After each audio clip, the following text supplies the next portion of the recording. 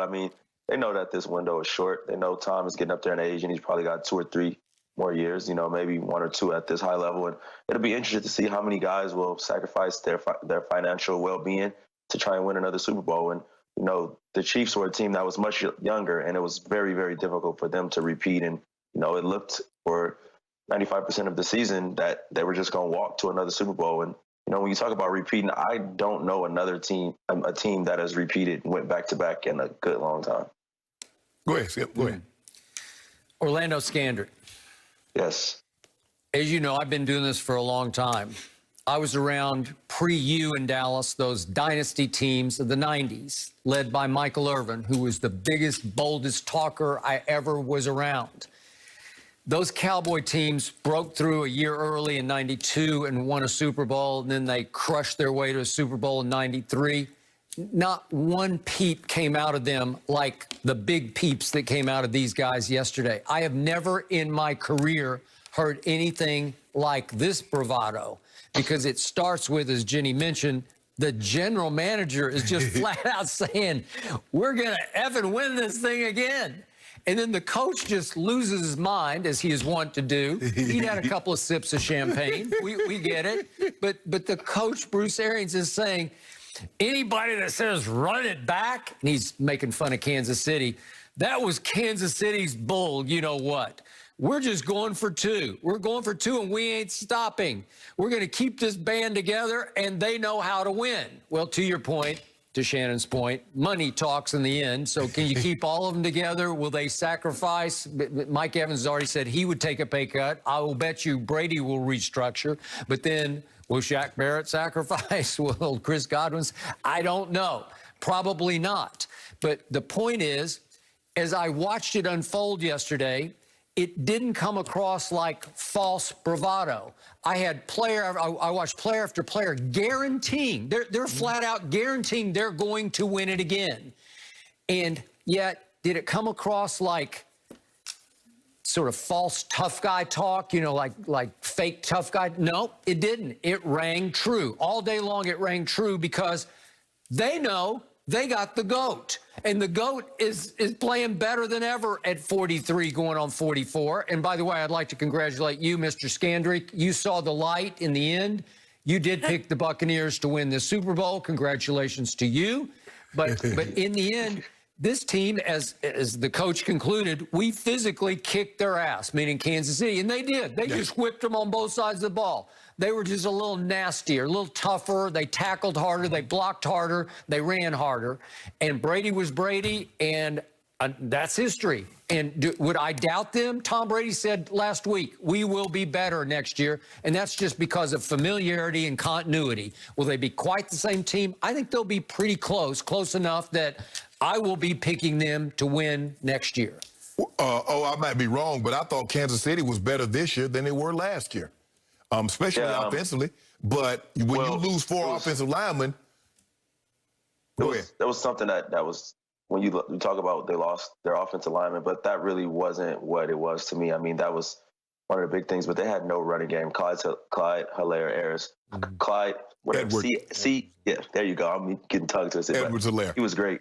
It was a change of pace back, and they really missed Damian Williams this year. They really, really missed Damian Williams. And he held out for COVID, opted out. But that was the thing. They didn't get the same production. They didn't get the same production out of Sammy Watkins. And we all said it up here. We said, Sharp, you played this game. You said if they can't block those guys up four, those 4 up front, that Mahomes was going to be running for his life. And Mahomes was running for his life all night. And the Bucs should just take their win in stride. And, they say about being better this year. And I think they got better towards the end of the year, and they kind of peaked at the right time, and they caught fire. That defense caught fire.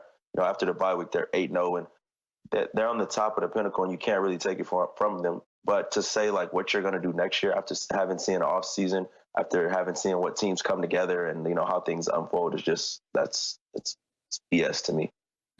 So you think that was a mistake yesterday? They will pay for that. I think those are unrealistic expectations. But, I mean, everybody's expectations right now is, to be a Super Bowl champion.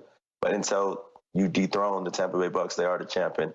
Like you said, with the Dallas Cowboys of the 90s, they kind of went about their business. They were hard workers. From what I knew about the team and the type of training camps and the type of practices they went through, they they talked on the field. And, you know, these guys seem like they want to talk their way to another championship via ESPN, via Fox, via Undisputed, you know, whatever it is.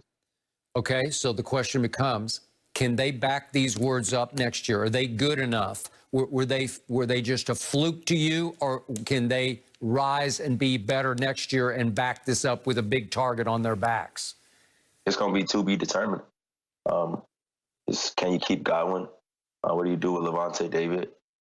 Shaq Barrett. You know, how is, you know, your corners, like what happens? You know, I think they do get better, and, you know, injuries is always a part of this thing. And that's what I've said.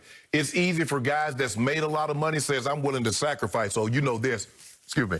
Guys that have made a lot of money. Mike Evans was a first-round draft pick, signed a big contract. Chris Godwin has not had that luxury. He was a second round. Yeah, he was a second-round pick. He hadn't got that big payday that Mike Evans. Mike Evans at one point was the highest-paid receiver in football. Shaq Barrett was an undrafted free agent. He hasn't gotten that free agent. Now, Ndamukong Suh might come. I think Ndamukong Suh signed a one-year deal. He might be willing to come back. Probably $10 million is what's going to cost you. I don't see him playing because he's a mercenary. He's going to the. What I said about Ndamukong Suh, he's going to the highest bidder, Skip. Okay. Because you remember he was at the Rams. He was. And then Tampa said, we got a little bit more money. I'm going to Tampa. And so I believe that's something that's palatable to him.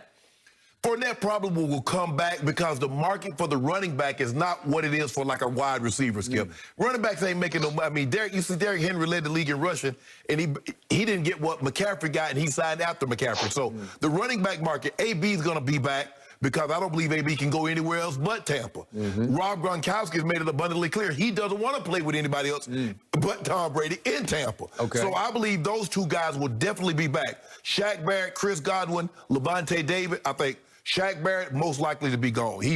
I believe he's out the door. Chris Godwin, I believe he's out the door. Levante David, okay. This is his last big payday. I believe somebody's going to throw probably 12, 13, $14 million his way, What you think? I think so. You're right. He's solid as a rock. You know, it sounds good, and I think, you know, they've invested into Scotty Miller. Tom likes Scotty Miller, and I can foresee them saying, okay, we can go with Antonio Brown, Mike Evans, and Scotty Miller. And, you know, do you get the same production as you got out of Chris Godwin? Chris Godwin was a big physical inside slot receiver, and, you know, he was able to work the middle of the field, and he became Tom friendly. Don't underestimate that kid, Tyler Johnson. He made a huge catch at New Orleans on a big third down when they were backed up in their own territory. They are deep at receiver. They're not as top-heavy as Kansas City. They don't have Tyreek. They do not have a Kelsey. But they have 4 tight ends who are all pretty to very good, and Gronk will rise and shine at the biggest moment. And you remember, Skip, it was in the playoffs. Chris Godwin made some tough catches. That throw down the middle that Tom against cover 1 that Tom had no business throwing. Even after he had dropped the play before, Skip, and he comes back and catches a 40-plus yarder. Okay, but they just won the Super Bowl with Chris Godwin catching 2 balls for 9 yards.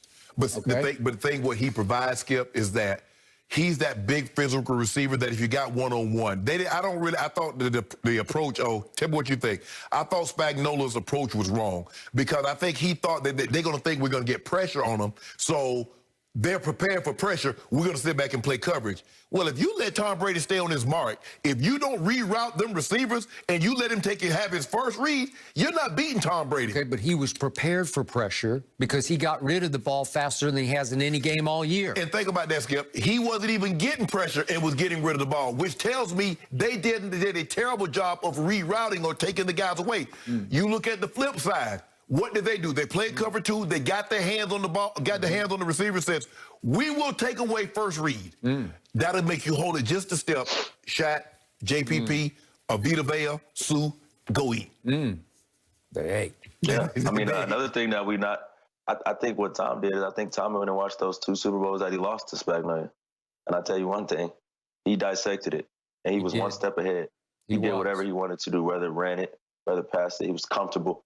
And I think, you know, the Chiefs got a little cocky. You know, the Chiefs fell into something that I talked about on the show. They're like, okay, we can fall down because we got my homeboy. Yep. We can fall down because we got that offense. Well, when you got a guy across from you that's a trained killer himself, you can't ever fall behind. He is, but he's a wolf in sheep's clothing. Like you seen like you seen when you watched the NFL clips. You know, you heard Kelsey telling him, "I had a feeling you figured this thing out." That's what he said. Yeah. So Orlando, what's happening here on this show right now is Shannon Sharpe is now openly rooting for Shaq Barrett to leave, Chris Godwin to leave, Sue to leave, so he doesn't have to hear about Tom Brady all next year. I don't think he's openly rooting. I think what he is, as an ex-player, as a Hall of Famer, you know this window is so small, and Shaq Barrett had to play behind some guys when he won his first Super Bowl. Yes. And then he kind of frontlines the second Super Bowl, and if they're not going to open the wallet and, pay him upwards to $23-24 million a year. And I believe these guys really had fun playing together, and they will take some discount.